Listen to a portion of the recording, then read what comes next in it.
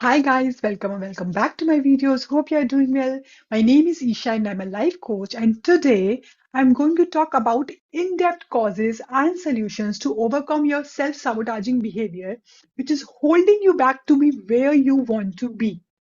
So in my previous video on this, I talked about the basics of self-sabotage, what all are its signs and symptoms, and how we stop ourselves to achieve what we truly want in our life. So now let's understand this with a very simple concept that is, habits which help us moving forward in our life, we call them skills. And the habits which holds us back, we call them self-sabotage. So self-sabotage is seen in our behaviors when we have two conflicting desires. One is conscious and the other is unconscious. And these habits are actually very intelligently designed by our subconscious to meet some of our unfulfilled needs or a displaced emotion or a neglected desires of ours. So basically, our subconscious mind created them to mask those unfulfilled emotions or those neglected desires of ours. So we can say that self-sabotaging is not hurting us, but basically it is trying to protect us from those hidden emotions, which we may not be ready to accept or even acknowledge in ourselves. So unless we fix those hidden emotions in ourselves, no matter how much we try to cure the symptom, which is the self-sabotaging behavior, it will keep showing again and again. So I hope by now you at least understood the reason behind the self-sabotaging behavior. Now, to overcome this, we first need to know why those impulses exist in the first place. And to uncover this, we need to recognize the feeling which is associated with that particular sabotaging behavior. Those feelings are not random feelings. They are trying to tell us the cause behind that behavior. For example, when you suppose you want to start a project and you have all the details needed, and still you cannot sit for doing the actual work and start self-sabotaging your success for weeks or maybe for months by being busy in all those all important tasks of our life. Now, here just try to catch the feeling behind that sabotaging behavior. It could be that you might not be ready to do that much of hard work, or maybe you have a fear of success or failure. Our feelings now, they are most likely to be in comfort zones. So if you are trying to do something new now, we may not feel like doing it first, but we are not our feelings now. So our mind will start making numerous excuses why we cannot show up and do the work instead. So to rectify this, you try to push yourself forward by start inspiring yourself with the vision you have about that project or that goal and why you want to work on that project. Be very clear on what you want and why you want it. So for the initial days, remind your feelings to that vision you have for yourself. And once you start showing up for a work now, a momentum for work will automatically be created. And the momentum itself will push you to move forward with your goal. Okay. Secondly, Secondly, our mind is wired to feel only a certain level of happiness. So when we are reaching our threshold, we start pulling ourselves back in order to be feel comfortable and familiar. So you must have seen this so many times when you are at a verge of a breakthrough.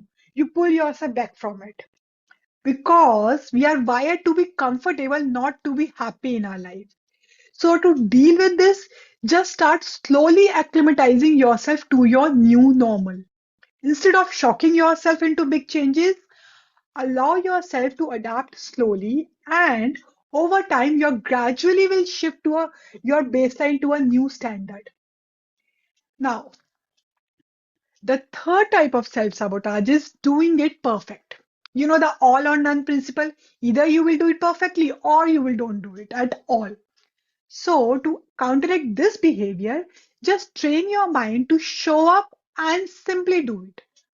as that's the only thing that will bring you to mastery or that perfectionism level.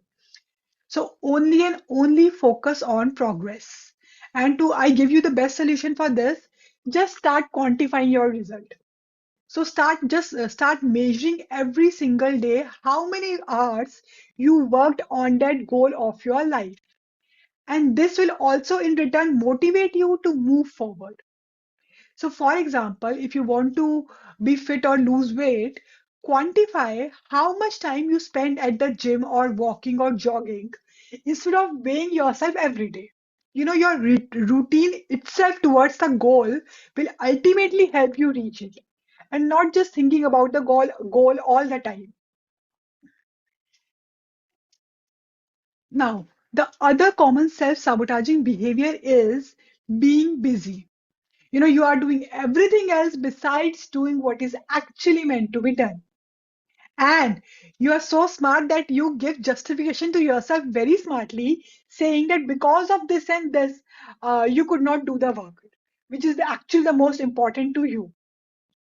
You know, but the truth is, when you have a dream, a desire, or an ultimate goal in your life, now there is no measure for the intent you have for it.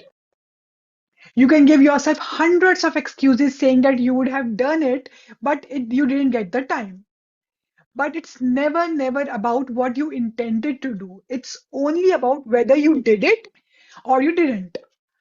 So, if you're giving yourself any justification for not showing up and doing the work, it simply means you are prioritizing the other reason over your dream or that desire or your ultimate ambition, which means it would always take precedence in your life. You know, being busy is only a sign that signals others that you don't know how to manage your time or your task.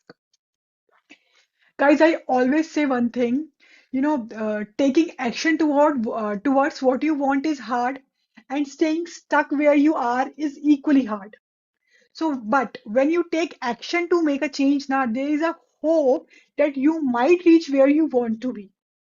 However, if you choose to stay stuck where you are, there is no hope for any improvement. So please choose your heart wisely. Now, the another thing that results in our self-sabotaging behavior is disorganization, distraction, or the chaos around us. It does not allow us to fully focus as we always feel scattered and distracted due to this. So, to rectify this, always maintain a clean and tidy workspace. Every item should have a designated home where it belongs to at the end of the day. You know, nothing positive ever flows from chaos. And sometimes we actually avoid cleaning our home because deep down we know that when everything is in order now, we must get to work on what we need to do and who we want to become. So clean up your space and your home to clean your mind. Now, the next self-sabotaging behavior is that we have attachments to things that we really don't want in our life. This is very important. You know, we want this and that, but most of these desires are society driven or influenced by the people around us. So when you make something your deepest desire now or the ultimate goal of your life, ask yourself very clearly, do I actually want this? Is it really going to make me happy, peaceful, and content within myself? You know, we all have different definitions of success for us. Some people are happy with money, some with recognition, while others crave only a sense of peace every day. So choose your definition of success wisely, one that your heart truly desires for. And it will take immense courage to step aside your ego and see things for what they truly are. Okay, so now the another self-sabotaging behavior is the guilt of succeeding. You know, some people believe that while there are so many sufferings in the world and they are living a life of wealth or maybe comfort, and this guilt often arises when we have more than what we need. However, you must realize one thing. You know, money and success are merely tools. They buy you back time and provide you the opportunity to help, employ, and influence and change the life of others. So if you're constantly struggling to meet your own needs, how can you even thinking of helping others? Now, now the last but not the least self-sabotaging behavior is fear of failing or downplaying. Failure can be of two types. Failing because you are trying something new and daring, and failing because you are not showing up or taking a responsibility for your actions. These two are very different experiences, and you should keep them separate in your mind. Failure is inevitable, but you must ensure that it happens for the right reason. Okay? The first one give you confidence, will give you experience, but the second one will always pull you back in your comfort zone. Okay? Now the next is when we downplay our success, trying to be less impressive so that people don't feel threatened by our identity or by our presence. Now, this is completely a wrong perception of you. You have worked so hard to reach where you finally are and have longed for this moment. And yet, as society has taught us that when we shine our light, we are seen as being proud, which is a complete wrong perception. We acknowledge the success and appreciate other people's accomplishments and talents while still being happy about our own. So instead of shrugging off a compliment, respond by saying that thank you, I really worked hard for this and I'm really happy to be here. Never downplay yourself just for the sake of others. You should never do it.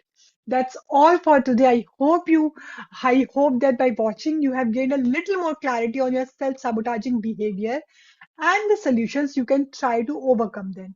See you. Bye bye. See you in my next video.